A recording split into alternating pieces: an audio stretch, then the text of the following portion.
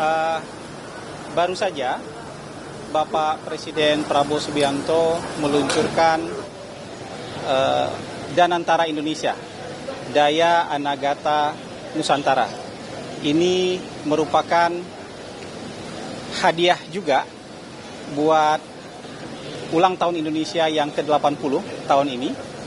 Bapak Presiden menyatakan bahwa dengan adanya Danantara, maka seluruh kekayaan kita, kekayaan bangsa Indonesia dikonsolidasikan dalam sebuah badan bernama Danantara. Kira-kira Danantara ini nanti akan mengelola aset-aset bangsa Indonesia sebesar 14.000 triliun. Ini yang akan menjadi tidak hanya sekedar lembaga pengelola investasi, kalau kata Presiden, tapi ini juga akan menjadi instrumen perencanaan pembangunan agar bangsa kita itu bisa menjadi bangsa yang mandiri, bangsa yang maju, dan bangsa yang makmur. Teman-teman sekalian, ini sebenarnya adalah ikhtiar dari pemerintah kita untuk menyelesaikan paradoks Indonesia. Paradoks Indonesia seperti yang dituliskan oleh Bapak Prabowo dalam buku beliau, bangsa kita bangsa yang kaya. Nggak bisa didebat lagi itu bangsa kita bangsa yang kaya. Tapi kan harusnya bangsa kita makmur. Kenyataannya sampai usia 80 tahun bangsa Indonesia berdiri, masih ada masyarakat yang miskin, masih ada masyarakat yang belum bisa makan, masih ada masyarakat yang tertinggal. Ya, ini semua harus segera kita selesaikan. Jadi paradoks Indonesia harus segera diselesaikan. Tidak lagi paradoks.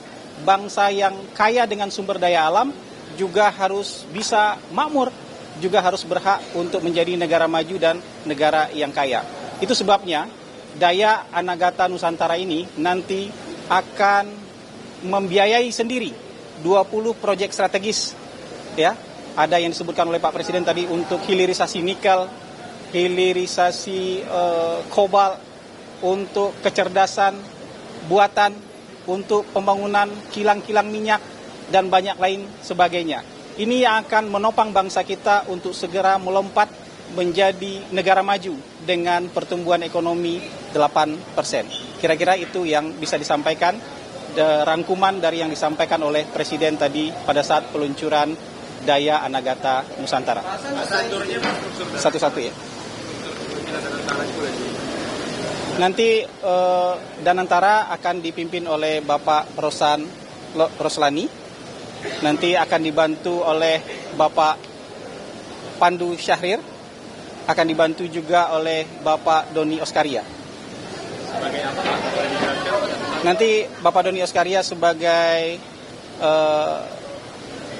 holding operasional, karena di bawah Danantara ada dua holding operasional dan holding investasi, dan Bapak Pandu Syahrir yang akan memegang holding investasi.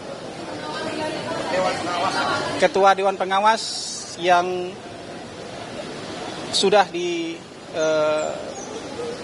oleh Presiden adalah Bapak Erick Thohir, dan Wakil Ketua Dewan Pengawas Bapak Mulyaman Hadad. Nanti mantan-mantan Presiden itu nanti akan diajak untuk menjadi penasehat agar lembaga ini betul-betul dikawal, dijaga oleh figur-figur yang penuh integritas dan memang cinta Indonesia gitu.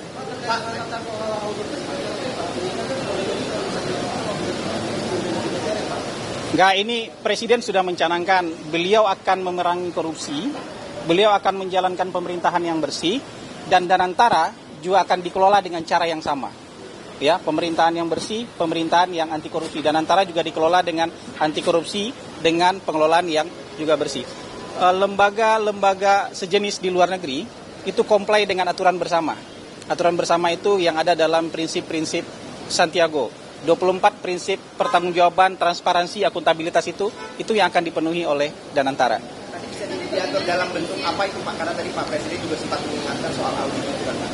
Ya, Presiden kan hari ini akan menandatangani tata kelola Danantara, ya, tata kelola organisasi Danantara, dan di sana akan ditekankan soal prinsip-prinsip transparansi dan akuntabilitas.